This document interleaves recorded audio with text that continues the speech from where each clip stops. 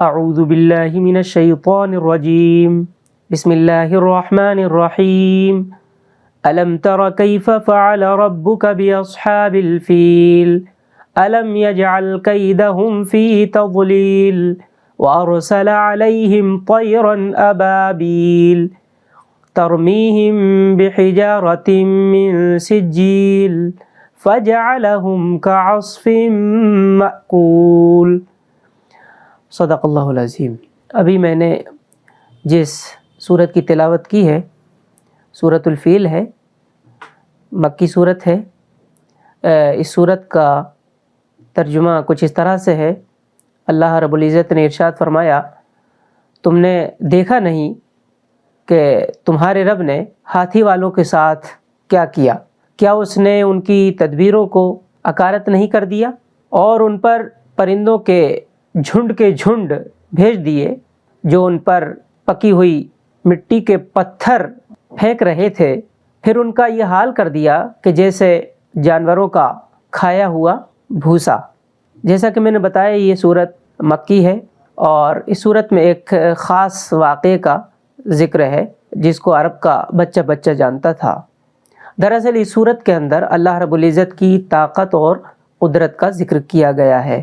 ابرہہ جو کہ اپنی بڑی فوج کے ساتھ مکے پر چڑھائی کے لیے آیا تھا، اور اس فوج کے اندر ہاتھی بھی تھے جو کہ فوج کی طاقت کا ایک بڑا حصہ تھے، لیکن درمیان میں ہی اللہ رب العزت نے ان پر پرندوں کے جھنڈ بھیجے اور ان پر وہ کنکریاں پھینک رہے تھے۔ بظاہر وہ چھوٹی چھوٹی کنکریاں تھیں، لیکن ان کے اندر اللہ رب العزت نے ایسی طاقت ڈال دی تھی کہ جس پر بھی وہ کنکری گرتی تھی تو گویا ہلاک ہو جاتا تھا۔ اس صورت کے اندر گویا ہم کو یہ بات بتائی گئی ہے کہ اللہ کی قدرت کتنی بڑی ہے کہ اگر اللہ رب العزت چاہے تو اپنی چھوٹی سی مخلوق کے ذریعے بھی اپنا کام لے سکتا ہے۔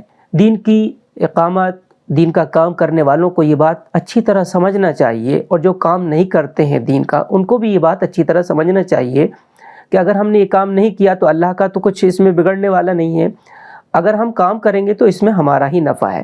اور پھر اس میں یہ بات بھی بہت واضح طور پر بتا دی گئی ہے کہ جو دین کی راہ میں روڑا بنتے ہیں، رکاوٹ بنتے ہیں، تو اللہ رب العزت ان کی جو تدبیریں ہوتی ہیں، بڑی بڑی تدبیریں، وہ دھری کی دھری رہ جاتی ہیں، اللہ رب العزت ان کو ناکام کر دیتا ہے۔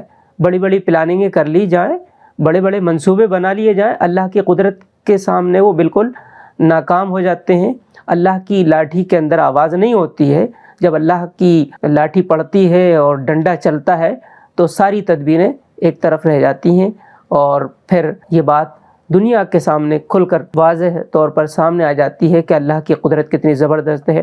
اسی طرح سے ایمان والوں کا بھی معاملہ ہے کہ جب اللہ کے اوپر توکل کرتے ہیں، اللہ کے اوپر مکمل ایمان ہوتا ہے تو اللہ رب العزت ان کو دنیا کے اندر بھی کامیاب کرتا ہے اور آخرت میں بھی اللہ کے ہاں وہ سرخرو ہوں گے۔ آج موجودہ حالات میں ہم دیکھ سکتے ہیں کہ فلسطین کے اندر جو نہتے لوگ ہیں وہ کس طرح سے کامیاب ہیں، اور ان کے سامنے جو سپر پاور ہے کس طرح سے اس کو شکست کا سامنا ہے۔ تو یہ پوری دنیا کو یہ گویا پیغام دیا گیا ہے۔ اس پیغام کو جو ہے ہم کو سمجھنا چاہیے کہ اللہ کی قدرت ہی جو ہے غالب ہے، اللہ ہی جو ہے غالب ہے، اور وہی باقی ہے، باقی سب فانی ہے۔ وآخر دعوانا ان الحمد للہ رب العالمین، والسلام علیکم ورحمۃ اللہ وبرکاتہ۔